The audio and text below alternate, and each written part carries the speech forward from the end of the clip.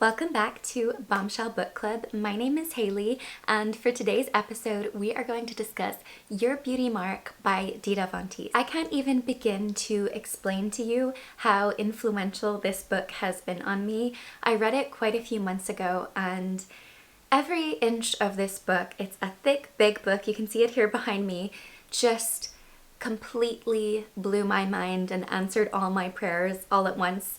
If there is any book that I would say is a required reading for this channel, it would be Your Beauty Mark by Dita Von Teese. Dita Von Teese is such a modern example of glamour. She studies it, she learns about it, she embodies it in everything that she does, and it's so rare to find that in a person. She really understands glamour in a way that not many other people do, or at least talk about the way she talks about glamour. She clearly really knows what it takes to be a glamorous woman, and she has learned from all the women that have come before her, all the glamorous women, all the fashion icons, all the experts. She has gathered all this information in this book, and she has also given us all her recommendations, which I will be including in this video as well, because what an amazing thing to have recommendations from the Dita Von Teese. It's so incredible. This book is just packed with beauty advice as well as details of Dita's own experience with glamour and artifice and how she became Dita Von Teese as a shy girl from Michigan with blonde hair. She completely transformed her look and she created herself. You know, she talks about how people like Marilyn Monroe became a larger than life character, something incredible, something fascinating, and that's what she aspired to do as well. And so in transforming her look and transforming herself, she became the person that she always believed she truly was on the inside. This book really encourages the reader to embrace their unique qualities and genuinely become an eccentric beauty. It stresses about how anyone can be beautiful, anyone can be born and have the looks of a model, but not everybody can be glamorous. Not everybody can take themselves and turn themselves into a work of art.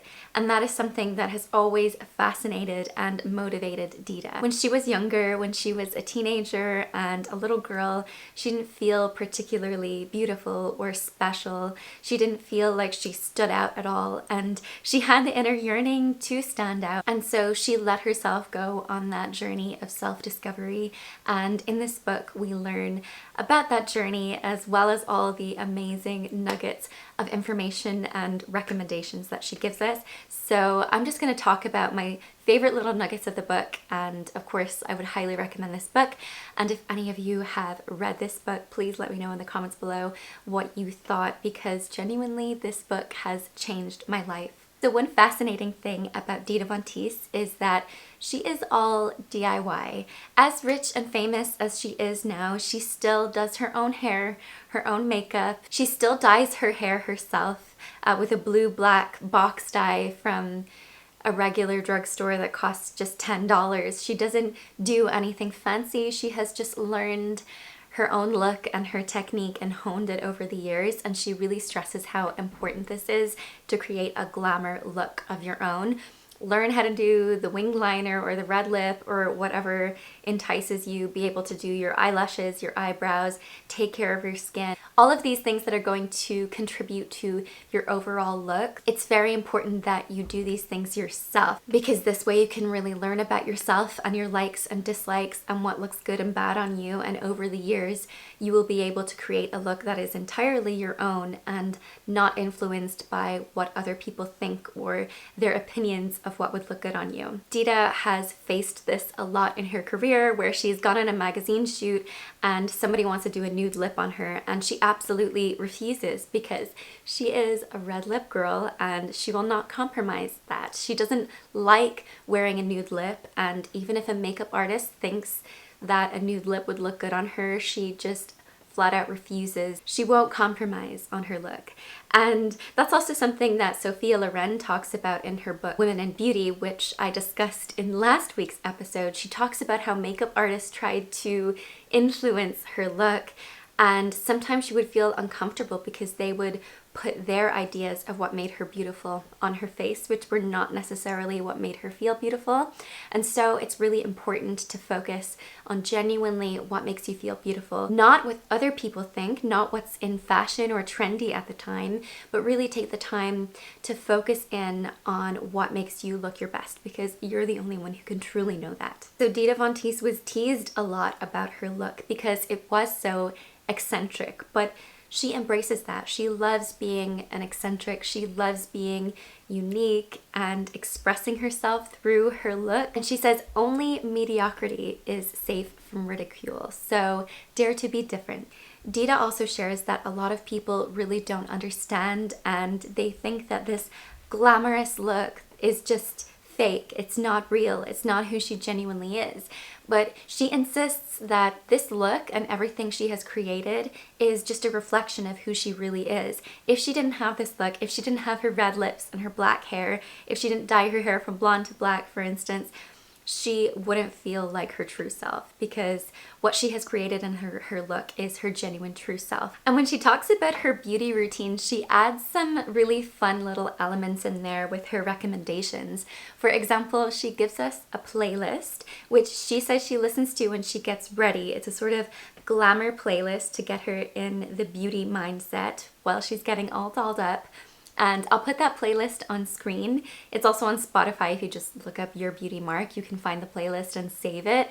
But I tried getting ready to this playlist today. It's kind of fun to just play the showgirl once in a while and just feel like you're in a movie and you're the main character when you're getting ready.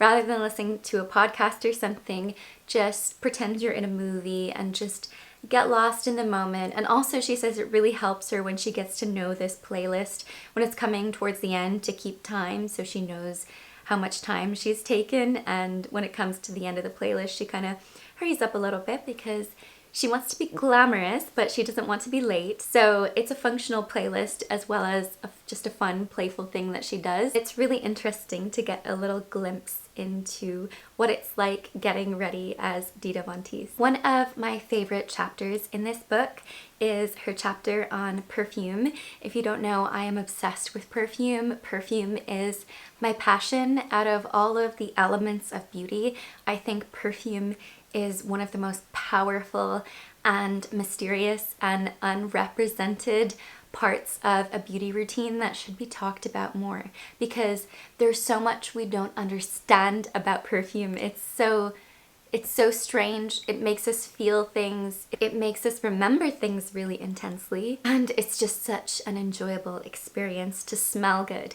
and to find a scent that is your signature. In this chapter, Dita tells a story about how one of her ex-boyfriends, while they were together, confessed to her that her signature scent was actually the same scent that his mom wore. And so she figured that has got to be a problem. Scent is such a strong sense, and she knew that she was in trouble here. So she called up her friend, perfumer Kilian Hennessy, who owns the brand by Kilian, if you know it. It's incredible. And she asked him about his advice on what to do. And he said, you can either have the man or have the perfume, but you cannot have both. So this story just illustrates how strong and powerful a scent association is. And so when choosing your signature scent, it is really important to carefully choose the scent based on your own personality, what the perfume bottle and name and scent really speaks to you. Does it suit who you are and the parts of you that you want to enhance and communicate with your scent? Dita describes perfume as a magic potion that turns a charming woman into an enchanting one. And I absolutely agree with that. There's something really magical about perfume, and it's just really fun to discuss and enjoy. She also talks about how it is important to really bathe yourself in perfume. Don't overdo it, but at the same time, you want to create an aura around you where everywhere you walk and everywhere you go, people can actually smell you. She talks about how Zsa Zsa Gabor used to bathe in swimming pools of perfume and how that might be a little bit too excessive, but that was just a really glamorous little tidbit that I enjoyed. It also has little sections on the book where some of her friends and professionals discuss the topics that she's discussing, and her friend Douglas Little said this on Dita and Perfume. Perfume is an ephemeral art. Any discussion of perfume is an inevitable struggle for words to describe what accurately cannot be locked down.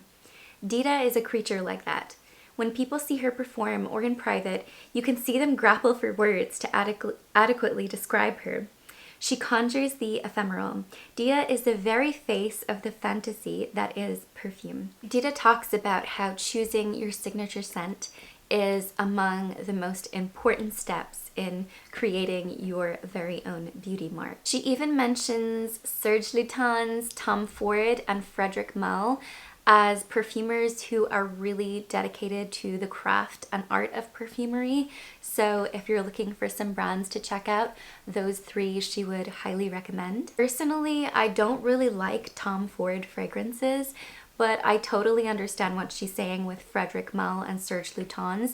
They have some of the most uniquely stunning fragrances on the market right now. She even shares in this book a list of scented storylines, which are books about perfume that can just help inspire you and get you a bit more familiarized with perfume as well. So I will put that list on the screen as well, so you can screenshot and research some of these books. I definitely want to look into some of these books. I don't have any books on perfume at the moment, but it's definitely a contender for the Bombshell book club. I love talking about perfume and signature scents, so if you have any recommendations other than these as well for books related to perfume that I can discuss on this channel, please let me know, because I definitely want to dive more into perfumery and signature scents and anything to do with that, because I just love it so much. She has also put some of her perfume recommendations in this book, some of her modern perfumes that beguile her, as she describes. So I'll put that on the screen now, so you can screenshot that as well if you would like. Out of all these perfumes, I have smelled a few of them and not all of them. And I do own Narcotic Venus by Nasamato, and it is hypnotically beautiful. Dita has a very specific taste in perfume. She likes the really sexy floral scents. She says she doesn't want to smell like cake. She doesn't want to smell like vanilla. So she's not a gourmand girly, but she does like her really classic floral fragrances. She also likes vintage perfume, and she has also included some vintage perfumes that you can try to find. It's probably a little bit more difficult to get your hands on these, and if you do, they're probably the modern updated versions and not the original versions that would have come out in the 20s or 30s. Similarly, this perfume, Arpège Lanvin, this is a really old perfume from the 20s. It's actually very similar to Chanel No. 5. It's also a very famous perfume that was famously worn by a lot of old Hollywood stars. But I feel like this formulation is probably not what it used to be. So just keep that in mind when you're looking for vintage perfumes. They might not necessarily be the original. So Dita has so many sections on from what she eats to her workout routine and makeup and hair. And she shows different hair tutorials on how to get the page boy look, for example, or the Hollywood waves that she likes to wear on her daily basis. She goes into detail on how to do these things, and I have tried and failed at these so many times. I have naturally curly hair, so it's really hard for me to get those kind of curls and to do a brush out. Please give me tips, because I feel like I'm so close, but I'm just doing something wrong in the brush out and I don't know what. So yeah, I wear them sometimes, but they look kind of terrible. They don't look very authentic or polished, and I think that's because I have curly hair. So any tips for curly hair to get those vintage curls would be highly appreciated. Anyway, out of all the sections on her recommendations and musings on different aspects of beauty, I really like the one where she talks about lipstick. Lipstick is such an incredible thing, and she is a red lipstick girl. And I've got to say, I have been wearing red lipstick for maybe 4 or 5 months now, and I'm never going back. I'm never going back to any other shade. I've always worn a sort of browny, orangey red, but I'm getting more into the pure reds now. For example, I'm wearing Ruby Woo by MAC right now, and I feel like that's one of the most perfect, universally flattering bright red lipsticks. And Dita Von Teese actually recommends this lipstick. And if you want to see her other recommendations, she does include those in this book as well. And I will pop them on the screen here so that you can screenshot. I just love when she talks about her first time trying on lipstick. I personally don't remember my first time trying on lipstick, but I guess this was a really big moment for her. So Dita was 12 years old and she was trying on Revlon's Cherries in the Snow. And this is what she said about that life-changing experience. For the first time, I felt I could be pretty. Not just pretty, actually. It was the first time I knew what it meant to be glamorous. And so she talks about how she felt like, wow, this is who I want to be when she put on that red lipstick. And it's very sweet. There is a picture of her in the book when she has her blonde hair and she's 12 years old and she's wearing red lipstick and she looks so beautiful and so cute. It's really magical how something as simple as a red lipstick can just completely enchant a young girl and change our lives forever. I feel like for me, the big thing in my childhood was high heels. I wanted to wear high heels so bad, and I loved getting those Disney princess collections of those plasticky high heels. I would always wear them, you know, on my birthday parties and stuff. Anytime somebody was coming over, I would wear them. And I remember at the end of the day, I would have blisters all over my feet and I didn't even notice because I was just enjoying strutting around in the heels so much. And not much has changed today. I do try to find comfortable high heels, but I do get a blister or a cut every now and then as well. It also includes a list of red lipstick divas, or women in Hollywood, famous women who have been known for their beautiful red lips. So I will put that list up here. So Dita writes, "No other cosmetic can claim the history and lore of lipstick, with endless articles, studies, and books dedicated to its cultural, social, psychological, and even economical implications. Is it any surprise that many of those ruminations and pages have all been devoted to the best hue of them all, red?" And going back to my personal experience with wearing red lipstick, it makes me understand completely why there are so many red lipstick ladies out there who only wear red lipstick. I definitely went through a phase as a teenager where I only wore red lipstick, but now as an adult, I really experience the magic and addictiveness of wearing a red lipstick. I don't think I could ever enjoy wearing any other shade as much as I enjoy wearing red. It's something that immediately makes you feel glamorous. Even if you're not wearing any other makeup and you just put on a red lipstick, it looks absolutely fabulous. I have been thinking about getting a lip blush in red because I want to wear red lipstick all the time. But as Dita talks about in this book, there's something really special about applying a red lipstick.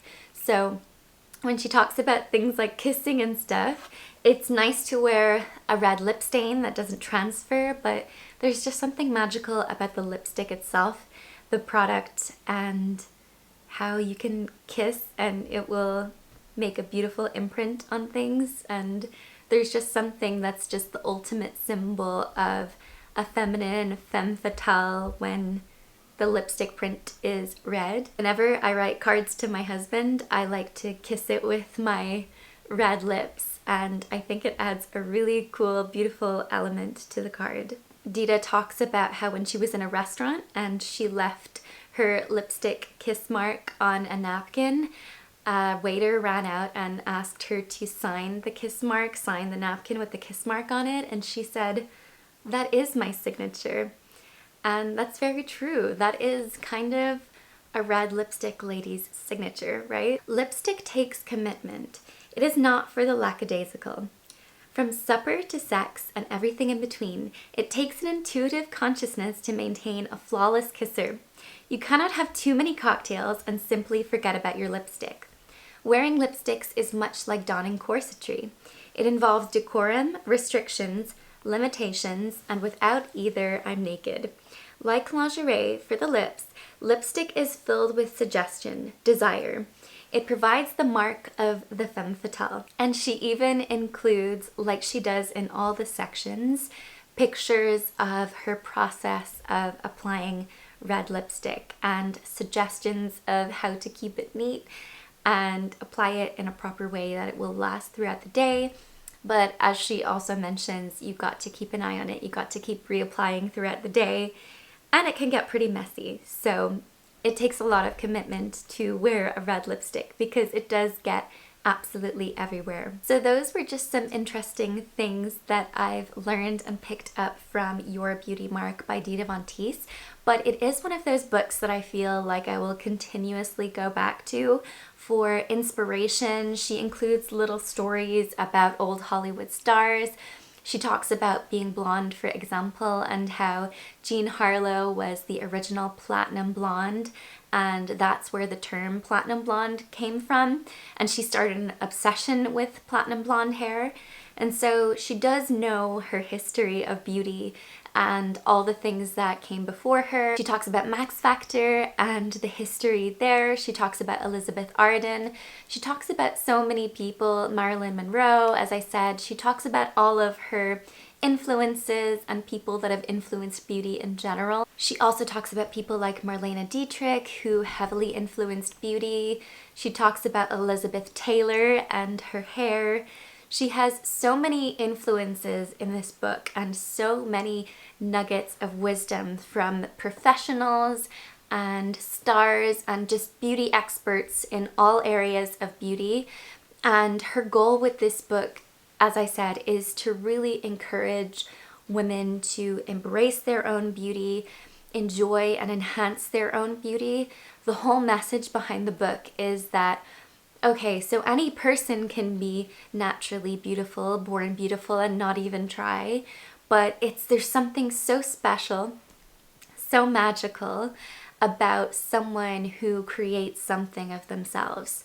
And definitely for me, this book has really inspired me to continue creating myself and discovering myself and just being a unique individual and not following trends and not really paying attention to what other people think.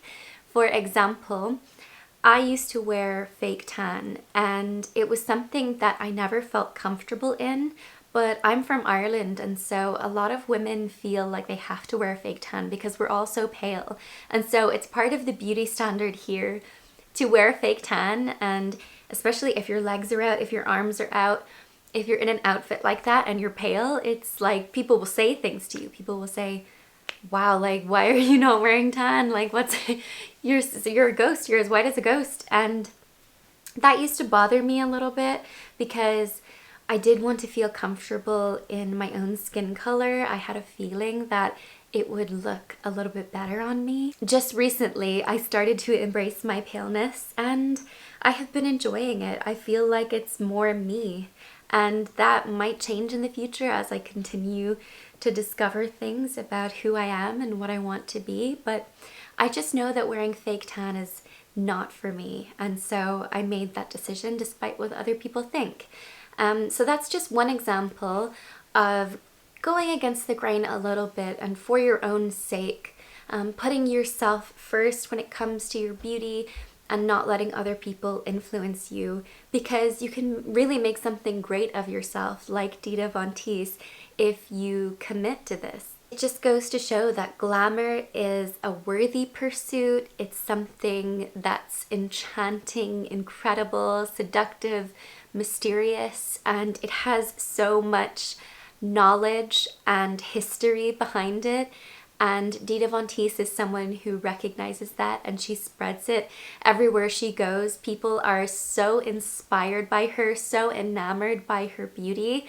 And it wasn't always like that for her. She faced a lot of backlash and a lot of people making fun of her. So it's not the easy way, but it is something that is absolutely worth it for her. And if it's something that you've always thought about doing or you always wanted to be glamorous, then it's definitely going to be worth it for you too. If you're someone who really cares and is really passionate about this, then you might understand Dita when she says this. I like to believe it's because I am a sucker for beauty. It's what gets me up with each sunrise and what gets me through countless leg lifts at the bar and through the yank and pull of a corset to within a fraction of an 18-inch waist. Beauty is my art. It's my nourishment, my salvation. It's what brings me joy. I live to surround myself with everyday things that are beautiful. I serve my home-baked petit fours on porcelain pedestals and sip tea from flowery teacups, charming gems from my flea market treasure hunts. I keep cosmetic brushes in vintage vases cast like the heads of ladies, complete with glamorous dews and makeup. I always carry a pretty compact, maybe one I scored for next to nothing on eBay. Beauty, glamour, even luxury need not be determined by one's bank account. True luxury is using the silk robe or the teacups every single day. A beautiful thing doesn't have to be new or even particularly valuable or precious, as long as it's a thing to behold. This is something that just speaks to my soul, and this is why I wear this beautiful nightwear, okay? It's not particularly expensive. I will get a silk robe one day that costs 500 euro or more expensive things that make me look a little bit more classy like Dita. But this is more, what this represents to me is that I value glamour even when it's just for myself, even when I'm just at home by myself, not on camera or not in front of someone, but I have just taken the effort to wear something beautiful that makes me feel inspired, that makes me want to dance, and that makes me want to sip a drink from a beautiful glass or a beautiful cup, or just making my life beautiful and adorning myself with things that feel dramatic and theatrical and like life is exciting and worth living. That's what it's all about. So this is at the very core of what my channel is about here on YouTube, and that is why I wear this glam nightwear in every video. And I have a collection brewing. I have a little bit of an addiction to getting these beautiful robes and nightwear. And I don't think I'm gonna stop because it's something that really makes me happy. It definitely represents glamour to me. It's one of those items that is just, for me, it's just something that does something to me, that lights me up. It's just like the red lipstick. It's a glamour staple for me, and that might be something else for you. So it's all about finding that and making it work for yourself and enhancing your life in these little ways. So I hope this video really conveyed to you how incredibly inspiring a woman Dita Von Teese is. I'm definitely going to make more videos about the stuff that she talked about in this book because it is a huge book. It's full of information, and I really just wanted to share it with you today. Her recommendations and the little nuggets of wisdom and inspiration that I just enjoyed so much from this book, but I will always go back to it and enjoy it. It's such an amazing book, and if there is any book I would recommend to you under the sun, it would be this book. It is a life-changing book, and if you love glamour and you are a modern woman like Dita Von Teese, I think it is an absolute essential. Thank you so much for watching this episode of Bombshell Book Club. I will be back next Sunday with another book. If you have any recommendations for me, please let me know in the comments below, and I will see you in the next one. Bye!